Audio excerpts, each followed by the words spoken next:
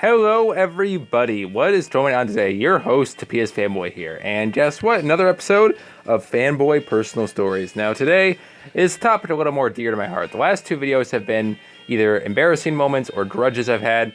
This one's a bit more of an uplifting note, talking about one of the most beneficial things I've ever had in my life. Now, as I've talked about before, I was a very solitary person going through my high school life, and actually through most of my childhood. I didn't really have many friends I saw outside of school my entire life, so I had a pretty solitary childhood. However, that all changed came junior year of high school, when I decided to step outside of my bounds and try out for the drama club. Now, the drama club did 3 plays a year. You had a play in the fall, you had a play in the spring, and during the winter, you had 2 winter one-act plays. I never acted the winter one-act plays because of... During winter, my family had a lot of stuff going on. We had not 1, not 2, but 3 birthdays in that time frame, not to mention Christmas and kind of Thanksgiving, so I never acted in those. However, I did enjoy the 4 plays I experienced over the rest of my high school life. And if there was anything I could go back to my high school life and change, it would have been doing drama from freshman year. I loved drama club. It was the thing that broke me out of my shell and just caused me to become the vibrant, extroverted person I am today. Now, don't get me wrong, I'm not completely extroverted. I am still an introverted individual. However, I am capable of being an extroverted person. I'm no longer a loner as I once was, and I feel like my life has changed better because of the experiences I had in drama club. Now, drama club, if you don't know what drama club is, it's basically, some people call it theater, some people call it cinema. There's a lot of different things. But for us, it was drama club, and I enjoyed the fuck out of it. There are people there were so unique. There was a variety of people, and they were so accepting of me being the sexuality that I am. But that's a topic for another video. However, it did have some hate to it, but we'll get to that later. Let's talk about the good things I experienced in drama club. Now, in drama club, it gave me a sort of structure. It gave me a goal, because my very first play, I had a medium-sized role in this play that was just being made called Game of Tiaras. It was basically a Game of Thrones parody using Disney princesses. And it was a huge success. Definitely the most successful play I had out of the 4 that I was in. Guys, we were packed for those nights. It was phenomenally funny. I enjoyed the hell out of it. I got a medium-sized role. I was the French prince. It was just a throwaway prince character, but I played a decent significance, and I enjoyed it. I think I got a pretty large role considering it was my first play. I mean, it wasn't a lead or anything, but it was a mid-sized role, and that is the part I actually wanted to get. Now then, let's talk about what we had to do on a daily schedule. So, each day of drama rehearsal was pretty much cut and dry. You went into the auditorium, and you waited roughly about 15 minutes for our director. I won't give his real name. Let's call him Jason. Yeah, Jason. Mr. Jason. Now, Mr. Jason, he was an old guy, but he was really into theater. However, he was not a perfect individual, and we'll get to that in this video. This is going to be a longer one, folks. Just stick with me. We're talking about the good things though right now. And he was definitely a caring individual. He definitely wanted to help new people. But that doesn't mean he wasn't biased. But that's later. Anyway, he was our director, and he kept us focused. He didn't really get angry all too much, but when he got angry, you know you done fucked up, alright? Because you had to really piss him off in order to make him angry. Like, he was a very, very tranquil individual. I swear the guy did yoga or something, like, God. But anyways, so yeah, once he came in, he basically did attendance, which everyone was there, and you had better have been there, man. If you were not there without reason, he was not happy. You had to make sure you had a reason for not being there. He did not like it when you missed rehearsal. We had this 3 strikes and you're out policy, where if you missed 3 days of rehearsal, boom, you're gone. They replace your part. Thankfully, that never happened to me. I was almost always there. If I wasn't there, it was because A, I didn't have a ride that day, or B, personal reason, which I won't get into. It happened only one time. Don't worry about it. But anyways, once he had taken attendance, he assigned us either Act 1 or Act 2, or sometimes both acts if it was later on, and we ran through it. We did our positions, did our lines, worked on blocking. Earlier on, we were allowed to use strips because we hadn't memorized yet, but I'd say around 3 weeks before the show came out, we had to stop using strips, and he made us leave our strips backstage. We were free to look at them between scenes, but not during the scene. So yeah, and choreography usually happened early on, and we usually got it down pretty quick. The last week of rehearsal was known as Hell Week. Reason being, the 3 strikes you're out policy, gone. You didn't have that anymore. If you missed a single day of Hell Week, consider your part lost. Just don't even bother showing up now. Because if you missed Hell Week, it was the cardinal sin. You could not miss Hell Week. Because Hell Week, you had to be perfect. We had costumes by this point. We had the choreography memorized, the lines memorized. And if you weren't, you were a problem, and you needed to fix it. It was on you, and he always emphasized that. Yes, he was our director, and he had to do some part to help us all, and he did do a major part. But you, as an individual, had to put time in on your own.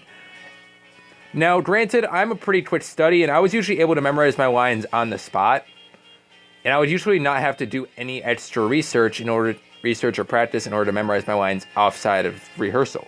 So that was me, but other people weren't that lucky.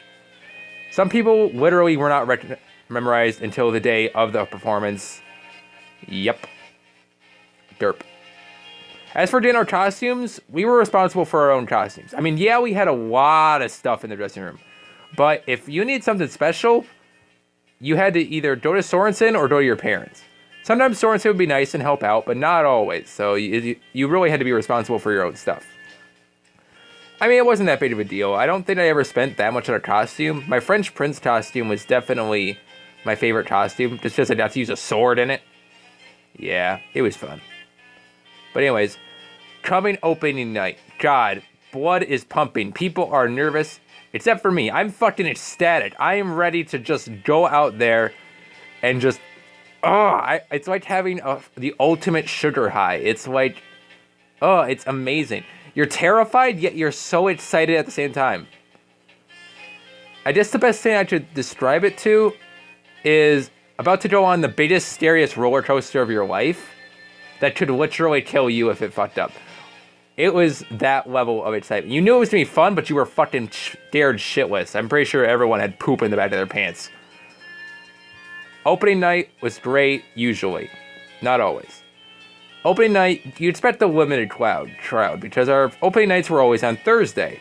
Then we had a show on Friday, and then our final show was on Saturday. This was by no means a bad thing at all. It was definitely an experience to enjoy.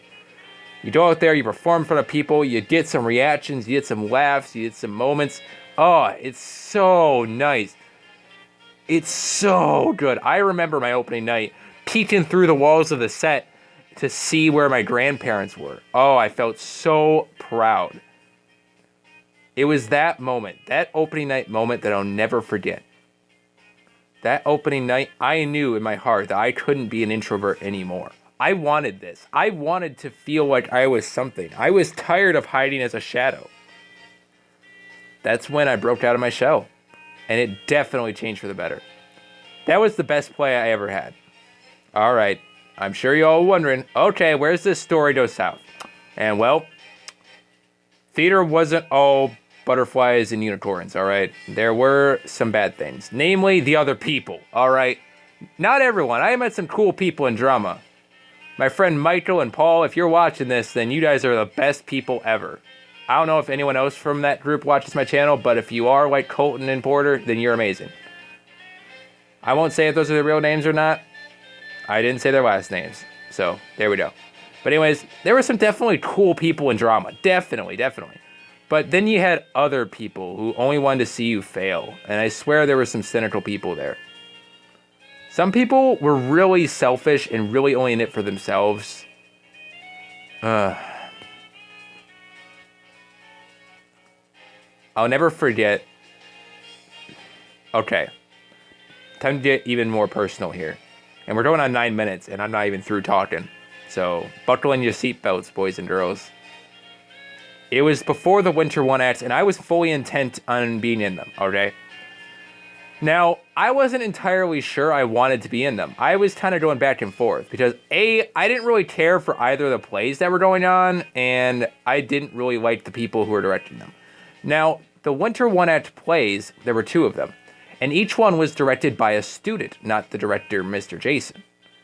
Now, here's the thing. I didn't really care for either director at the time, and I didn't really trust that they were going to be fair. Because, let's face it, school is a popularity contest, all right? It is. Don't say it isn't. Now, I'll admit, apparently the casting was more fair than I thought it was going to be, but at the time, I didn't know it was going to be like that. So, I posted on Facebook 5 reasons I did and did not want to be in the Winter One-Acts. And one of the reasons listed, I think it was like reason number 4, was that I was worried there was going to be a lot of biasism, especially in one actor, in one of the directors. I won't say her real name. Let's call her Jasmine. So Jasmine was drama club president at this time, and Jasmine. I'm sorry if you're watching this, Jasmine, but I didn't like you. Not for any personal reason. It just you seem like the kind of uppity female who is really popular and not really too smart. So I thought you were going to be biased. I'm sorry for that. All right. I apologize. There you go. There's my humble apology to you over YouTube. But I thought she was going to be super biased and picked her boyfriend to be the lead.